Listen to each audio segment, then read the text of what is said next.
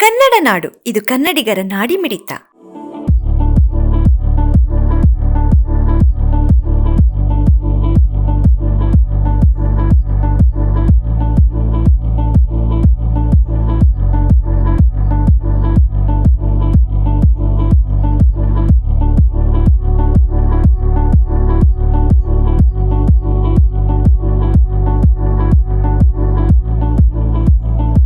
ಕಲ್ಯಾಣ ಕರ್ನಾಟಕ ಭಾಗದ ರೈತರ ಜೀವನಾಡಿಯಾಗಿರುವ ತುಂಗಭದ್ರಾ ಜಲಾಶಯದಿಂದ ಒಂದು ಮಹತ್ವದ ಮತ್ತು ಸಂತಸದ ಸುದ್ದಿ ಹೊರಬಿದ್ದಿದೆ.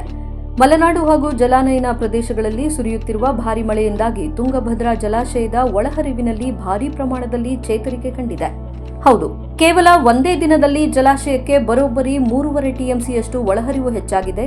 ಕಳೆದ 24 ಗಂಟೆಗಳಲ್ಲಿ ಸರಾಸರಿ 44,782 ಕ್ಯೂಸೆಕ್ಸ್ ಒಳಹರಿವು ದಾಖಲಾಗಿದ್ದರೆ, ಪ್ರಸ್ತುತ ಜಲಾಶಯಕ್ಕೆ ಭಾರೀ ಪ್ರಮಾಣದಲ್ಲಿ ಅಂದರೆ 49,728 ಕ್ಯೂಸೆಕ್ಸ್ನಷ್ಟು ನೀರು ಹರಿದು ಬರುತ್ತಿದೆ.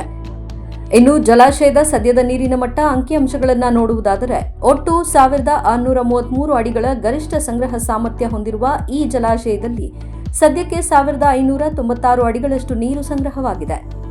ಹಾಗೆಯೇ ಒಟ್ಟು 105.788 ಟಿಎಂಸಿ ಸಂಗ್ರಹ ಸಾಮರ್ಥ್ಯವಿರುವ ತುಂಗಭದ್ರಾ ಜಲಾಶಯದಲ್ಲಿ ಸದ್ಯಕ್ಕೆ 17.511 ಟಿಎಂಸಿಯಷ್ಟು ನೀರು ಲಭ್ಯವಿದೆ.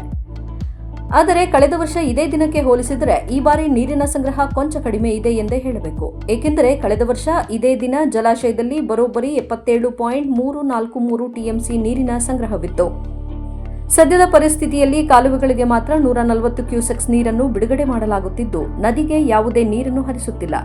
ಒಟ್ಟಿನಲ್ಲಿ ಕಳೆದ ಕೆಲವು ದಿನಗಳಿಂದ ಒಳಹರಿವು ಹೆಚ್ಚುತ್ತಿರುವುದು ರೈತರ ಮುಖದಲ್ಲಿ ಮಂದಹಾಸ ಮೂಡಿಸಿದೆ. ಇದೇ ರೀತಿ ಮಳೆ ಮುಂದುವರಿದರೆ ಜಲಾಶಯದ ನೀರಿನ ಮಟ್ಟ ಸದ್ಯದಲ್ಲೇ ಗಣನೀಯವಾಗಿ ಏರಿಕೆಯಾಗಲಿದೆ. ಸಮಗ್ರ ಸುದ್ದಿಗಳಿಗಾಗಿ ತಪ್ಪದೆ ನೋಡಿ ಕನ್ನಡ ನಾಡು ವಾಹಿನಿ. ಸಬ್ಸ್ಕ್ರೈಬ್ ಮಾಡಿಕೊಳ್ಳಲು ಕೂಡಲೇ ಪಕ್ಕದಲ್ಲಿ ಕಾಣುವ ಬೆಲ್ ಐಕಾನ್ ಕ್ಲಿಕ್ ಮಾಡಿ ನೋಟಿಫಿಕೇಶನ್ ಪಡೆಯಿರಿ.